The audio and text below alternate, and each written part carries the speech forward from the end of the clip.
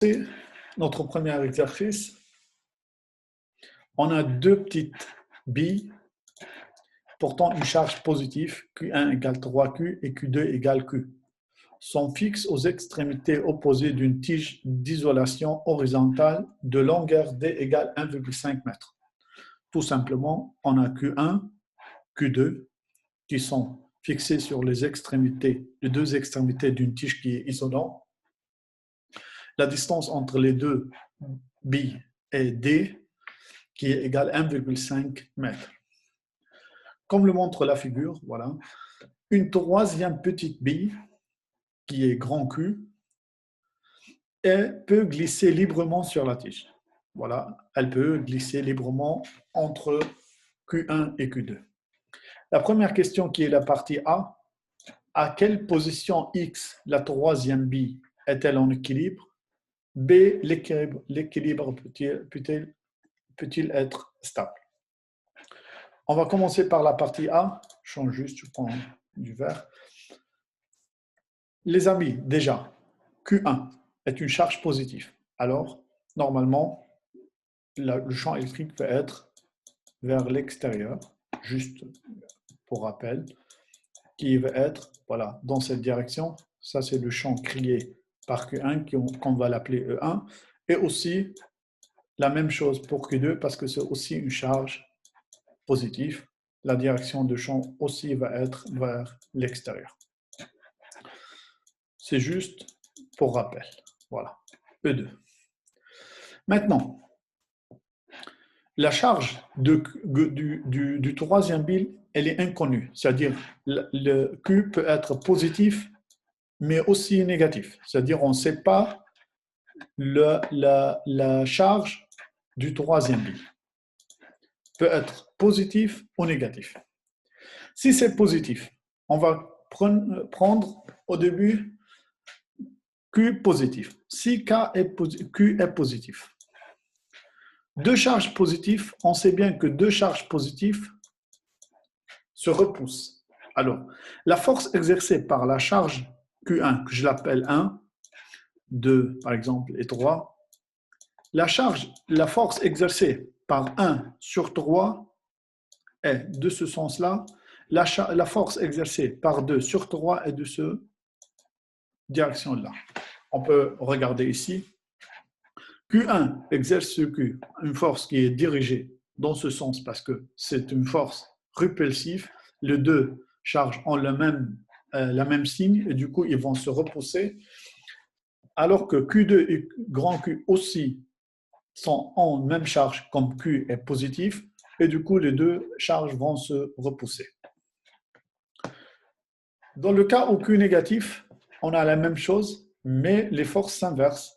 Q1 et Q s'attirent, Q et Q2 aussi s'attirent parce que c'est des charges opposées. Moins, plus, plus. L'équilibre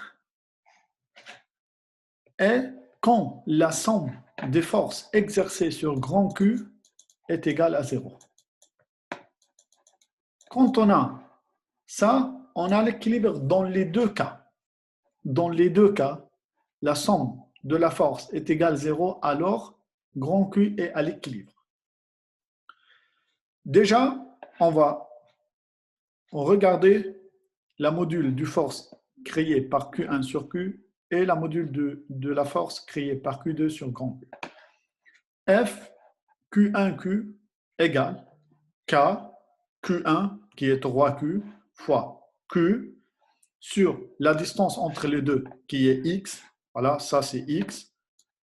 Et du coup sur X2, la direction quand c'est positif, voilà, c'est I. Voilà, on a I. Plus l'autre force qui est créée sur Q, c'est F Q2 Q, c'est K Q parce que Q2 c'est égal à Q fois grand Q sur la distance entre les deux, c'est D moins X. Voilà, on peut revenir là, on a D et on a X, alors cette distance égale D moins X. Et là, on peut obtenir les forces, ça c'est les forces exercées sur grand Q. F1, on va dire, et F2. La deuxième, elle est dirigée dans le sens de moins I. Voilà. Dans l'autre côté, si vous prenez le cas négatif, on a la même chose exactement parce que les modules des forces ne changent pas, c'est l'essence qui change. Alors, le F1, c'est moins I, le F2, c'est plus I.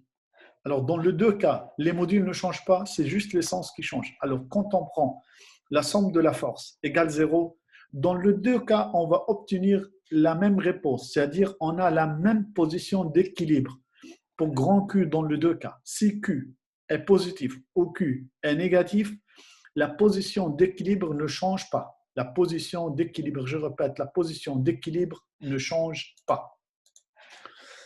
F égale 0, on a un K, 3QQ sur XDI plus, voilà, F1 plus F2 égale 0. Alors, on a une équation tout simple en X. On le résoudre, on va obtenir X égale 0,951 mètres. D égale 1,5 mètres. X égale 0,951 mètres. À cette position-là, Q est en équilibre. Je précise, Q est en équilibre. À cette position-là, même si on s'en fout un peu de la charge, Q positif ou négatif, on a la même position. Mais on a une charge, on va dire, dans un de deux cas, on a une stabilité plus que l'autre. Alors la position X ne change pas pour Q positif ou Q négatif, mais l'équilibre est stable dans quel cas? Est-ce que dans le cas de Q positif ou Q négatif? On va prendre les deux cas et on va les discuter. Q négatif et Q positif. Si Q est négatif, Q1 crée sur grand Q une force attractive qui est F1, Q2 crée sur grand Q une force attractive aussi qui est Q2. Imaginons si grand Q bouge un peu, c'est-à-dire elle oscille un peu, elle peut venir ici un peu ou voilà ici un peu. Je veux dire, elle peut se déplacer d'un petit déplacement, voilà, soit de ce côté-là, soit de ce côté-là. Si elle se déplace de ce côté-là, par exemple, c'est-à-dire elle se déplace vers la droite, la force qui est exercée par Q2 sur grand Q devient plus grand. Et dans ce cas-là, Q, elle peut être attirée par Q2 et elle peut aller dans ce sens-là. La même chose de l'autre côté. Si Q1, si Q, elle se déplace, voilà, d'un petit déplacement de ce côté-là, F1 va devenir plus grand que F2, F1 plus grand que F2, et du coup, Q1, elle peut attirer grand Q et elle peut aller dans ce sens-là, tomber sur Q1 par exemple. Alors, on peut dire que l'équilibre, elle n'est pas stable. Un tout petit déplacement de grand Q, on peut perdre l'équilibre. C'est-à-dire Q, elle peut aller directement vers Q2 ou directement vers Q1, c'est suivant sa déplacement. Si on prend le cas où Q, là, on a Q négatif, on va prendre le cas où Q positif. Si Q est positif, imaginons qu'elle fasse un petit déplacement de ce côté-là, c'est-à-dire de la côté gauche du Q1. La force entre Q1 et Q, c'est une force repulsive. C'est-à-dire, si Q, elle veut aller dans ce sens-là, Q1, elle va l'empêcher parce que c'est une force repulsive. Elle va revenir. La même chose, si Q va aller vers la droite, c'est-à-dire Q, elle va être attirée par Q2, elle se déplace dans le sens de Q2, non, elle va être empêchée aussi par Q2 parce que la force entre Q2 et Q est repulsive. Et dans les deux cas, Q, elle ne peut pas bouger. Si elle va dans ce sens-là, Q1 va le repousser. Si elle va dans ce sens-là, Q2 va le repousser. C'est-à-dire on va rester toujours à l'équilibre. Et là, l'équilibre est beaucoup plus stable. C'est-à-dire la stabilité de l'équilibre est obtenue quand Q est positif. Voilà, je termine pour ce premier exercice qui est l'exercice 11. Et on va enregistrer des autres vidéos pour la suite. Merci pour votre attention.